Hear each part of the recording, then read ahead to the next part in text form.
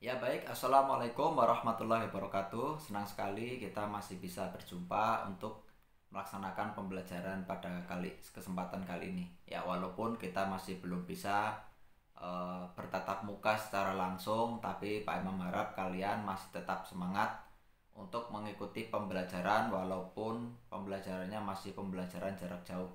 Ya, pada kesempatan kali ini kita masih melanjutkan materi tentang akhlak ya. Akhlak atau berasal dari kata khuluk yang artinya perilaku atau perbuatan manusia. Ya, uh, pada kesempatan yang berbahagia ini Pak Imam akan membahas salah satu sifat atau sikap ya, yaitu uh, saling menghargai antar sesama atau indahnya saling menghargai. Dalam sebuah studi tentang teori kebutuhan ya, ternyata kebutuhan manusia itu tidak hanya berupa makanan, pakaian, dan juga tempat tinggal. Lebih daripada itu, manusia itu juga membutuhkan yang namanya dihargai oleh orang lain. Ya, hal ini tidak lepas karena manusia itu adalah sebagai makhluk sosial. Yang namanya makhluk sosial itu makhluk yang saling membutuhkan atau tidak bisa hidup sendiri atau akan membutuhkan orang lain, bergantung kepada orang lain, namanya makhluk sosial. Nah maka dari itu manusia itu butuh yang namanya dihargai oleh orang lain.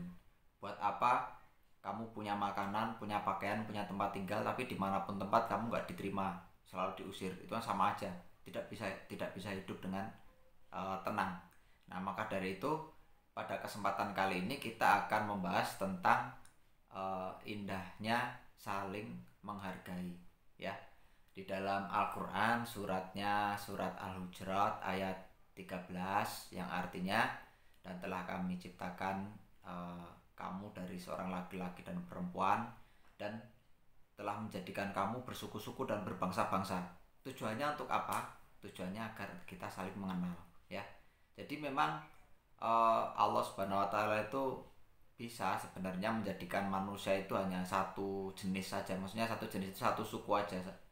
Misalnya ya kayak kita semua gini, nggak ada yang hitam, nggak ada yang putih, nggak ada yang semuanya sama gitu ya, misalnya putih-putih semua, hitam-hitam semua. Tapi kenapa diciptakannya itu berbeda-beda? Ada yang kalau kita jalan-jalan ada apa namanya di Papua itu orangnya hitam-hitam, terus ke daerah Kalimantan mungkin beda lagi, ke Jakarta itu juga beda-beda ya.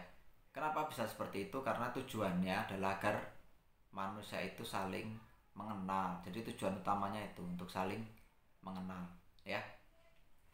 Nah, eh, adapun kita di Indonesia ini memang berbeda dengan negara lain.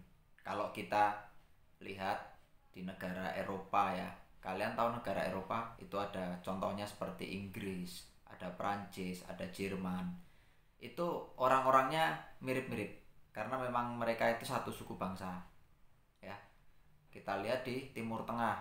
Timur Tengah itu ada negara Mesir ya, ada Palestina, ada Yordania, ada Saudi Arabia, ada Uni Emirat Arab dan sebagainya. Itu orangnya mirip-mirip karena memang satu suku bangsa.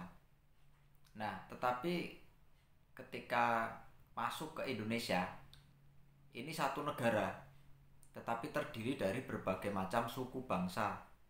Dilihat dari Papua, itu orangnya berbeda dengan yang di Kalimantan, yang berada di Sumatera, yang di Jawa beda-beda ya. Nah, terlebih lagi eh, kita hidupnya di kota besar seperti Jakarta. Jakarta itu seperti miniaturnya Indonesia. Di Jakarta ketemu sama orang Papua juga ada, yang orang apa namanya, orang Padang juga ada, orang Medan juga ada, orang Batak ada ya. Itu kumpul jadi satu di Jakarta. Maka dari itu butuh sekali yang namanya saling menghargai antar sesama. Tujuannya tadi agar kita bisa merasakan hidup tenang.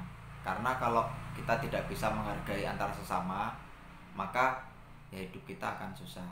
Ya, menghargai antar sesama ini juga diatur oleh pemerintah ya, karena kita ini beruntung punya alat pemersatu yang namanya bahasa Indonesia. Itu alat pemersatu bangsa. Jadi kita mau main ke Papua, kita bisa ngobrol sama orang Papua, nggak perlu pakai bahasa Papua. Kita main ke Lombok, nggak perlu belajar bahasa Lombok, kita bisa berkomunikasi dengan mereka. Ke Jawa, ke Jogja, nggak perlu kamu bisa bahasa Jawa, kamu bisa main ke sana. Ini alat pemersatu bangsa, sehingga yang berbeda-beda ini bisa saling menghargai, ya. Nah, adapun orang-orang yang memang tidak mau menghargai orang lain, ini juga sebenarnya bisa dihukum, karena di Indonesia ini ada aturan yang namanya nggak boleh yang namanya itu melanggar SARA. SARA itu suku, agama, ras, adat, itu tidak boleh dilanggar. Jadi misalnya beda suku, suku kamu jelek misalnya, seperti itu tidak boleh. Agama kamu jelek, itu juga tidak boleh, ya. Dan untuk agama sendiri, ini juga di dalam agama Islam ini juga diatur, yaitu di dalam surat Al-Kafirun, di ayat terakhir itu ada satu kalimat, ya, lakum dinukum waliyadin, yang artinya bagimu agamamu, bagiku agamaku. Artinya kita itu tidak boleh mencampuri ataupun menghina agama lain. Begitupun agama lain juga tidak boleh menghina atau mencampur-campuri agama kita. Jadi saling menghargai, saling menghormati antar sesama umat beragama. Walaupun berbeda suku, kita saling menghormati, saling menghargai. Tujuannya adalah terciptanya yang namanya kerukunan bangsa. Ya, kalau kita zaman dulu itu kenapa Belanda, negara yang kecil di Eropa, itu bisa menjajah Indonesia yang sedemikian luasnya? Itu ternyata karena Belanda itu menerapkan yang namanya divide et impera atau politik adu domba. Jadi antara si A sama si B itu diadu domba. Nah, karena diadu domba, mereka pada berantem sendiri-sendiri, Belanda dengan mudah menguasainya. Tapi kenapa Belanda itu bisa diusir dari tanah air kita? Karena saat itu ada yang namanya Sumpah Pemuda yang dirayakan 28 Oktober, ya. Sumpah Pemuda itu bersatu para pemuda. Dari bersatunya itulah maka penjajah bisa diusir.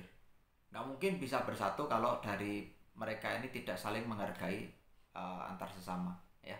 Maka dari itu pembelajaran pada kali ini, poin pentingnya yang kita ambil yaitu kita itu diperintahkan untuk saling menghargai antar sesama, tidak boleh menghina, apalagi menghina fisik. Kamu hitam, kamu jelek, nggak boleh, ya. Kita harus mau menghargai kalau ingin dihargai, ya. Sebagai penutup, Pak Imam berpesan, ya, karena kasus corona saat ini juga masih banyak. Jadi Pak Imam harap kalian jangan keluar rumah, tinggal di rumah aja, ya. Tapi kalau terpaksa harus keluar rumah, jangan lupa kenakan masker, jaga jarak, dan terapkan protokol kesehatan yang ada, ya. Dari Pak Imam cukup sekian, kurang dan lebihnya mohon maaf. Billahi taufiq wal hidayah. Wassalamualaikum warahmatullahi wabarakatuh.